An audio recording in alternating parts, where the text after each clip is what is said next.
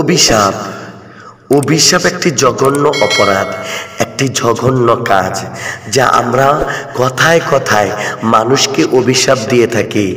আপনি কি জানেন, কাউকে অভিশাপ দিলে সেই অভিশাপ আপনার নিজের উপরে চলে আসে? রাসূল করিম সাল্লাল্লাহু আলাইহি ওয়াসাল্লাম তিরমিজি শরীফের 1976 নম্বরের হাদিসের মধ্যে আছেন যে নবী করিম সাল্লাল্লাহু আলাইহি ওয়াসাল্লাম বলেছেন, লা তালাআনু বিলাহনাতিল্লাহি ওয়ালা বিগদবিহি ওয়ালা বিন্নার। রাসূল করিম সাল্লাল্লাহু আলাইহি ওয়াসাল্লাম বলেছেন, তোমরা পরস্পরকে একে অপরকে আল্লাহ তাআলার অভিশপ্ত, তার গজব ও জাহান্নামের বদদুয়া করো না। এই হাদিসের মধ্যে আমরা পেয়ে গেলাম যে রাসূল সাল্লাল্লাহু আলাইহি ওয়াসাল্লাম বলেছেন, তোমরা পরস্পরকে মানে কেউ কাউকে অভিশাপ দিও না। কথায় কথায় অভিশাপ দেওয়া জঘন্য অপরাধ, অথচ কিছু মানুষ পান থেকে চুন খসলেই নিজের আদরের সন্তানকে পর্যন্ত অভিশাপ দিয়ে বসে, যা অত্যন্ত দুঃখজনক।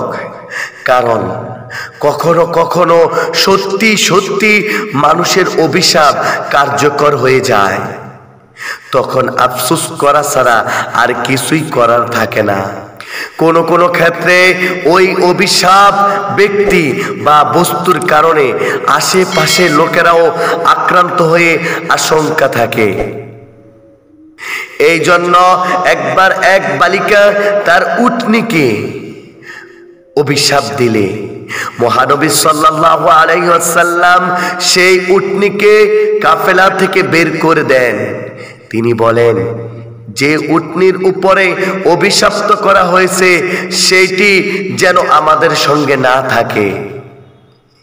এই হাদিসটি আপনি পেয়ে যাবেন মুসলিম শরীফের 6500 নম্বর হাদিসে।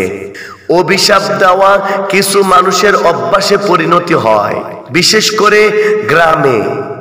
ঝগড়াঝাটিতে অভিশাপের মিসাইল, অভিশাপের এক বড় অট্টালিকা কারখানা খুলে বসে থাকে। অথচ রাসূল করিম সাল্লাল্লাহু আলাইহি ওয়াসাল্লাম বলেছেন, যে ইতিপূর্বেই আমি সর্বপ্রথম হাদিসটি পেশ করেছিলাম তিরমিজি শরীফের 1976 নম্বর হাদিসে, যে রাসূল করিম সাল্লাল্লাহু আলাইহি ওয়াসাল্লাম বলেছেন, তোমরা পরস্পরকে আল্লাহ তাআলার অভিশপ্ত, তার গজব ও জাহান্নামের বদদুয়া করো না। এই জন্য কখনো মানুষ কিংবা কোনো কিছুতে অভিশাপ দেওয়া উচিত নয়। আপনি যদি কাউকে অভিশাপ দেন আর যদি সেই ব্যক্তি অভিশপ্ত না হয়, তাহলে সেই অভিশাপ আপনি দিয়েছেন, ওই অভিশাপ আপনার উপরেই পড়বে। বিশেষ করে কোনো নিরপরাধ ব্যক্তি, অবলা প্রাণী বা কোনো বস্তুকে অভিশাপ দিলে তার নিজের উপরেই পড়ার আশঙ্কা বেশি। হাদিস শরীফে ইরশাদ হয়েছে, রাসূল করিম সাল্লাল্লাহু আলাইহি ওয়াসাল্লাম বলেছেন, যখন কোনো বান্দা কোনো বস্তুকে অভিশাপ দেয়, তখন ওই অভিশাপ আকাশের দিকে অগ্রসর হয়, অতঃপর সেই অভিশাপের আকাশে উঠার পথকে বন্ধ করে দেওয়া হয়। অতঃপর তা আবার দুনিয়ায় দিকে রওনা হয়, কিন্তু দুনিয়ায় আসার পথ বন্ধ করে দেওয়া হয়। সেই ডানে বায়ে যাওয়ার চেষ্টা করে, অবশেষে অন্য কোনো পথ না পেয়ে যাকে অভিশাপ দেওয়া হয়েছে তার কাছে ফিরে আসে।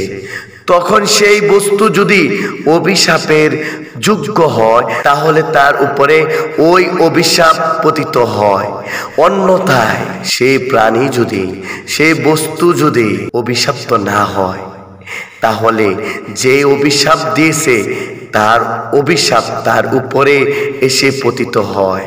যে হাদিসটি আমি বলেছি আবু দাউদের 4905 নম্বর হাদিস। অন্য হাদিসে ইরশাদ হয়েছে, ইবনে আব্বাস রাদিয়াল্লাহু তাআলা আনহু থেকে বর্ণিত, এক ব্যক্তি বাতাসকে অভিশাপ দিল, যা আবু দাউদের 908 নম্বর হাদিস। নবী করিম সাল্লাল্লাহু আলাইহি ওয়াসাল্লাম বলেন, নবী করিম সাল্লাল্লাহু আলাইহি ওয়াসাল্লামের যুগে এক ব্যক্তির চাদর বাতাসে উলটপালট হয়ে গেলে সেই ওই ব্যক্তি বাতাসকে অভিশাপ দিল। নবী করিম সাল্লাল্লাহু আলাইহি ওয়াসাল্লাম বলেন, তুমি বাতাসকে লানত করো না, কেননা সেই নির্দেশ প্রাপ্ত, যা অভিশাপ্ত যোগ্য নয়। কেউ তাকে অভিশাপ দিলে তা অভিশাপকারীর উপরেই পতিত হবে। তাই কারো উপর রাগ হলেই তাকে অভিশাপ দিতে নেই, তার জন্য হেদায়েতের দোয়া করাই বেশি কল্যাণকর। প্রত্যেক মানুষই আল্লাহর মাখলুক, তাই ও হেতুক দয়াময় আল্লাহর কাছে তার অন্য মাখলুকের ধ্বংস কামনা করা মহান আল্লাহ পছন্দ করে না। আল্লাহ আমাদের সবাইকে এই ধরনের কাজ থেকে হেফাজত করুক, আমিন। বন্ধুরা, আজ এই পর্যন্ত। নতুন ভিডিও পেতে চাইলে এখনই চ্যানেলটি সাবস্ক্রাইব করে রাখুন।